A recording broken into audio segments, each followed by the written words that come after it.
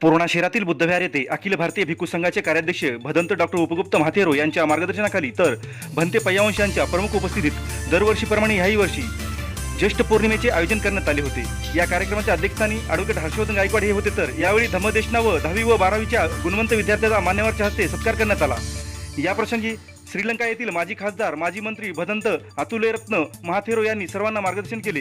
याप्रसंगी परभणी महानगरपालिकेचे सभापती राजेश रणकांबळेसह ॲडव्होकेट महेंद्र गायकवाड, भारतीय बौद्ध महासभेचे माजी तालुकाध्यक्ष श्रीकांत हिवाळे सर, पीजी रणवीर, सामाजिक कार्यकर्ते दिलीप गायकवाड, महाराष्ट्र पोलीस मिलिंद कांबळे, नागेश शेंगडे, साहेबराव सोनवणे, राहुल धबालेसह महिला मंडळाची मोठ्या संख्येने उपस्थिती होती।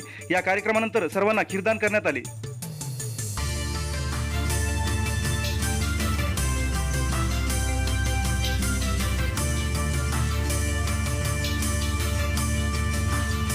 आज दिनांक 31 मे 2026 रोजी रविवार रोजी बुद्धविहार पूर्णा येथे डॉक्टर भदंत उपगुप्त म्हातेरो यांच्या मार्गदर्शनाखाली नेहमीप्रमाणे ज्येष्ठ पौर्णिमेचं आयोजन करण्यात आलेलं होतं। त्या निमित्ताने धम्मदेशना व 10वी आणि 12वीमध्ये जे काही गुणवंत विद्यार्थी होते त्यांचा सत्कारसुद्धा नियोजित करण्यात आला होता। या कार्यक्रमाचे अध्यक्ष ॲडव्होकेट हर्षवर्धनजी गायकवाड व प्रमुख उपस्थिती म्हणून परभणी महानगरपालिकेचे सभापती रणखांबे राजेशजी उपस्थित होते।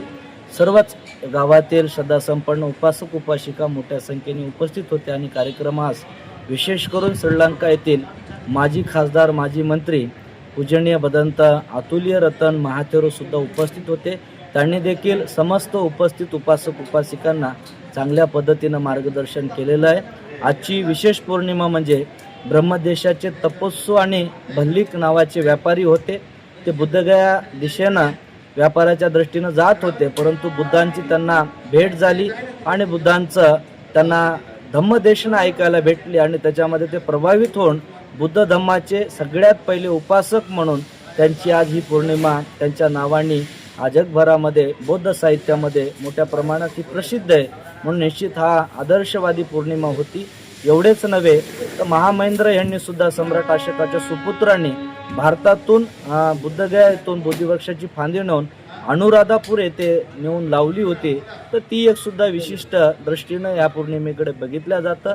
आयुष्यमान उपासक उपासिकांनो, आपण देखील सुद्धा बुद्धाच्या तत्त्वज्ञानाला समजून घेऊन आपण त्या पद्धतीने अंगीकार करून आपलं जीवन यशस्वी आणि सुखी कसं बनवता येईल या दृष्टीनं आपण त्या धम्माचा चिंतनमय पद्धतीनं अभ्यास करून आचरण करून आपण आपल्या जीवनाला सार्थक बनवण्याचा प्रयत्न करावा, एवढंच मी ज्येष्ठ पौर्णिमेच्या निमित्ताने आवाहन करतो। ज्यांनी या कार्यक्रमाला तनमन धनाने सहकार्य केलं त्यांच्याबद्दल बुद्धविहार समितीच्या विद्यमाने मी खूप खूप धन्यवाद व्यक्त करतो। परत एकदा ज्येष्ठ पौर्णिमेच्या निमित्ताने खूप खूप मंगलकामना व्यक्त करतो। धन्यवाद।